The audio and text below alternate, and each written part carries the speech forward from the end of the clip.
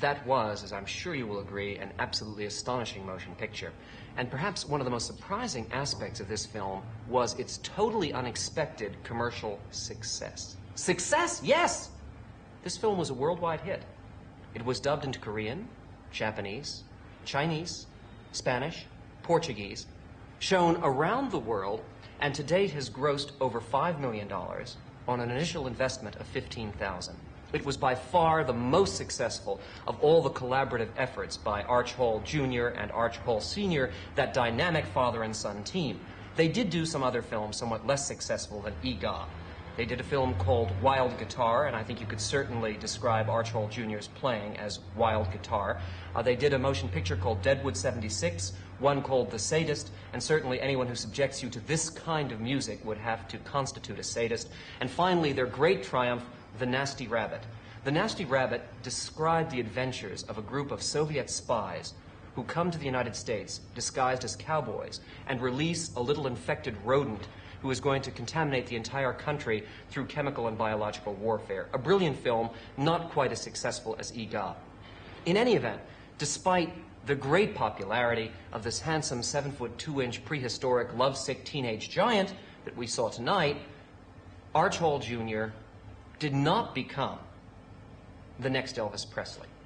His father had hoped that he would, but he didn't quite make it. And today, Mr. Arch Hall Jr. is not singing and not acting. He is serving as a pilot for Flying Tiger Airlines in Southern California. And good luck and happy flying to him. We should point out one thing. This picture is startlingly realistic in its conclusion. And when some doubt is raised as to whether Eggah was real or perhaps imaginary, Mr. Miller, who you'll recall is played by Arch Hall, the director himself, Mr. Miller assures us all that yes, giants are terribly real, because it says so in the book of Genesis. He says in Genesis, chapter 4, verse 32. And so, in conclusion tonight, to read that exact biblical quotation, we of course have a Holy Bible here, and we will look up chapter 4, verse 32, and find that there are only 26 verses in Genesis chapter 4. So, in addition to all the other wonderful contributions made by this motion picture, perhaps most notable of all is that of discovering 6 new verses in chapter 4 of the book of Genesis that heretofore had been hidden from scholars.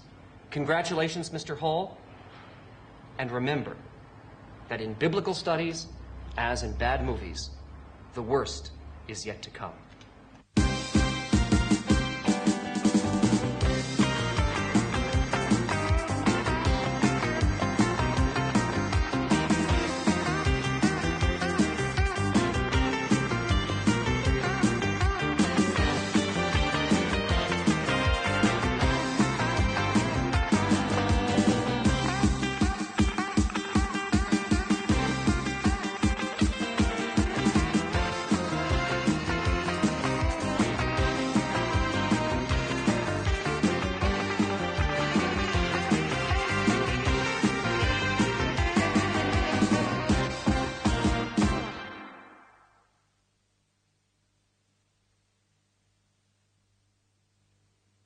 And that, I'm sorry to say, is all we have for you tonight.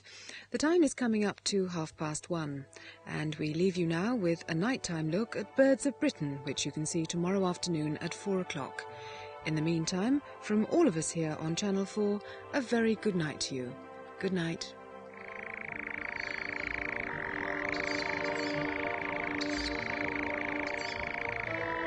Hiding at night would appear to be easy. But predators like owls and foxes are even more active under cover of darkness. The nightjar must keep its own activity to a minimum, for there's no cover on the bare patches of heath that are chosen for nesting. Feeding of the young is confined to the hours of darkness. But if the adult thinks the fox is too close, she will refuse to open her beak. The youngsters will take cover again and rely for security on the beautifully matched plumage of their parents.